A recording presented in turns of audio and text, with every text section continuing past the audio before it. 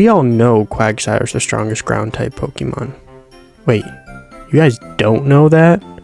I mean, just think about it. He's got more HP than Palkia, more attack than Latias, more defense than Calyrex Shadow Rider, more special attack than Urshifu, more special defense than Deoxys, and more speed than Melmetal.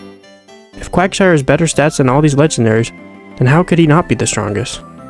Not to mention, it gets coverage for every type in the game, while only having 1 weakness and 5 resistance/immunities. You're still not convinced? Fine, how about I take all 47 fully evolved ground types and make a tournament with one-on-one matchups to see who comes out on top. I'll do calculations for each matchup to give each mon the best chance to win. And as always, I won't be allowing EV training, held items, stat changing only moves, and status only moves, just to keep the matches short. Let me know who you're rooting for in the comments down below. You already know who I want / will win, and it's the GOAT. Now let us get into round 1. Starting off, we got Nidoking and Golurk. Nidoking, unfortunately, being weak to ground it's not going to be very beneficial in this tournament. Golurk moves on. Next we got Toedscruel and Blood Moon Ursaluna, 2 brand new Pokemon. Toedscruel gonna do a whole lot, but not enough. Blood Moon Ursaluna will move on. Now we got Camerupt and Alolan Dugtrio, 2 Pokemon weak to ground. Camerupt way tankier than Dugtrio, and it's gonna be able to one-shot with an Earthquake. Now we got the original Dugtrio and Excadrill.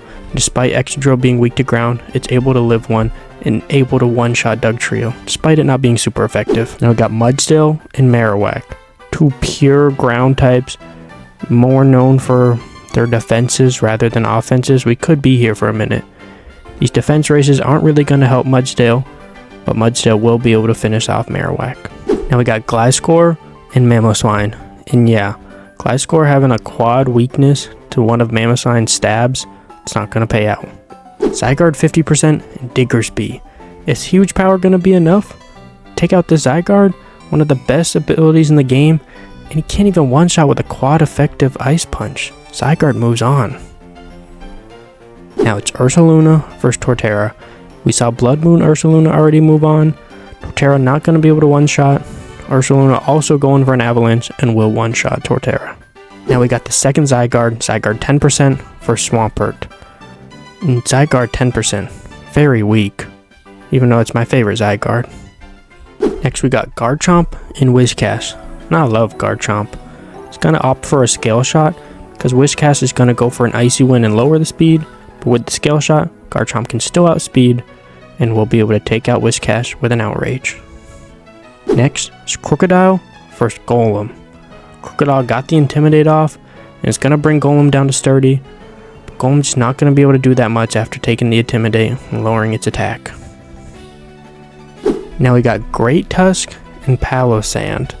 Both have super effective moves for each other, but Palossand's Giga Drain heals himself up a bit, putting him out of range of this Headlong Rush, and he will be moving on. Now we got Landorus Incarnate and Rhyperior. Rhyperior, unfortunately, doesn't have Sturdy and will die to a Grass Knot. Now we got Runerigus and Groudon. Box Art Legendary with a 1-turn Solar Beam. It's going to prove to be pretty deadly in this tournament. Now we got Nidoqueen and Donphan. Some old school Pokemon. You know what that means? They're weak, so it's a fair matchup. But Donphan moves on.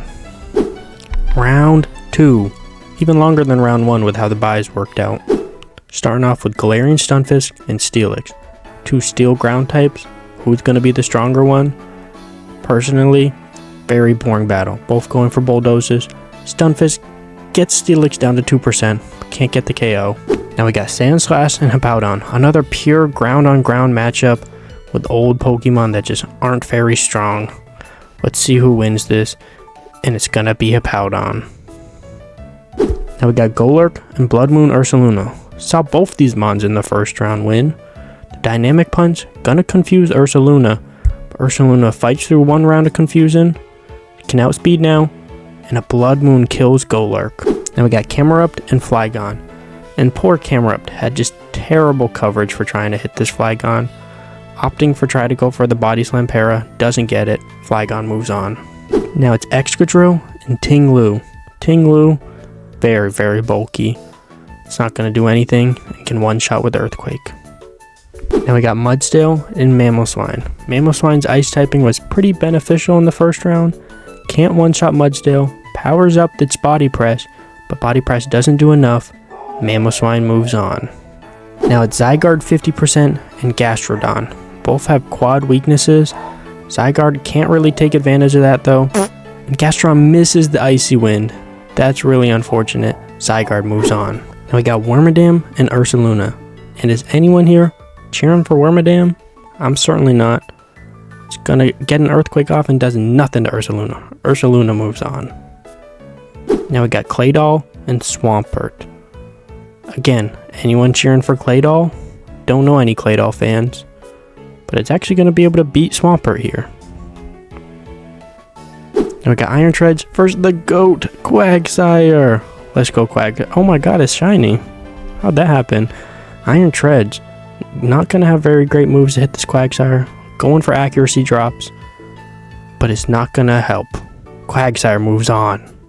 Now we got Garchomp and Clodsire. Let's see if Clodsire can have the same luck as Quagsire.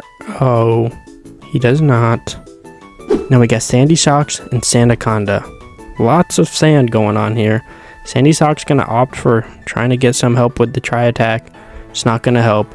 Sandaconda wins. Now we got Stunfisk and Crocodile. Stunfisk, another Pokemon weak to ground. It's gonna be able to live one, but the Surf is just not gonna do enough to Crocodile. Next is Palossand and Landorus Incarnate. Both won in the first round. Let's see how they do here. Palossand can live the Grass Knot, but the Brine just doesn't do enough. Landorus moves on. Now we got Groudon and Donphan. Groudon, once again, going for that one-turn Solar Beam. Donphan gonna be able to live, go for the Trailblaze to try to outspeed, but it's still too slow. Groudon moves on. Now we got Seismitoad and Landorus Therian. We got quad weaknesses galore in this tournament, but neither of which able to one-shot each other. Seismitoad beats Landorus. Now we're on to round 3. Every Pokemon has beaten another Pokemon to get to this stage. Starting off with Steelix and Hippowdon. Two Pokemon known for their defenses. Both going to be able to live one from each other. But Steelix offense is just terrible. Hippowdon moves on. Now it's Ursaluna Blood Moon and Flygon. Certain Ursaluna take out Pokemon with an Avalanche already, and it does it once again. Flygon's gone. Now it's Tinglu and Mamoswine. Tinglu, so defensive. Is it gonna be able to help here? And it gets flinched from the Icicle Grass. It's gonna get a move off here. Body press, just not gonna do enough. Mamoswine moves on. Now we got Zygarde 50% and Ursaluna. Once again, Ursaluna opting for the Avalanche. And it one-shots the Legendary. Now we got Claydol versus Big Quag. Quagsire gonna have to get some accuracy drops here. Grass Knot's gonna be able to two-shot. Muddy Water gets the accuracy drop, but it doesn't help. Quagsire goes down. I still got Garchomp.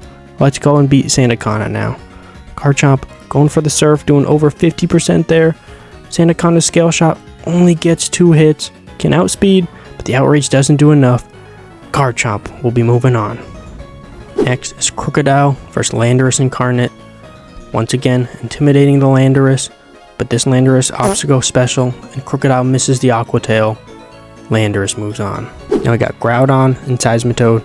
I think you know how this is going to go. One turn Solar Beam, Seismitoad is gone. Round 4, the best of the best are left, and Claydol. Now we got Hippowdon and Blood Moon Ursaluna. Hippowdon, don't really know how you've gotten this far. You're not very strong. And Ursaluna's going to prove that to you. Now it's Mamoswine versus regular Ursaluna. Mamoswine's ice typing been crucial in this tournament, but Ursaluna going to be able to outspeed after a Trailblaze. Ice Shard doesn't do enough. Low Kick will though. Now we got Ugly Claydol versus super cool Garchomp. Let's go Garchomp. Garchomp's Outrage does a lot. Ice Beam gonna hurt, but doesn't do enough. Garchomp knocks out Claydol. Now it's Landorus Incarnate versus Groudon. Groudon, Solar Beam is only gonna be neutral here. Opts to go for Heat Crash. It's not gonna do enough. Landorus moves on.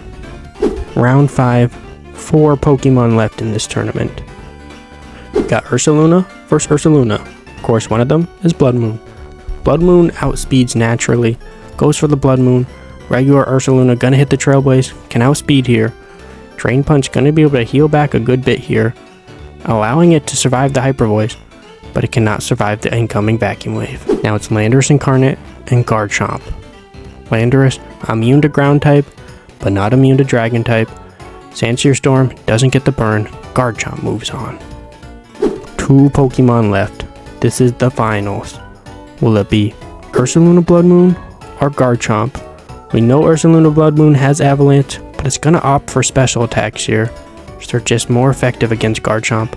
Blood Moon does a lot, and the incoming Moonblast takes out Garchomp, and we have a winner.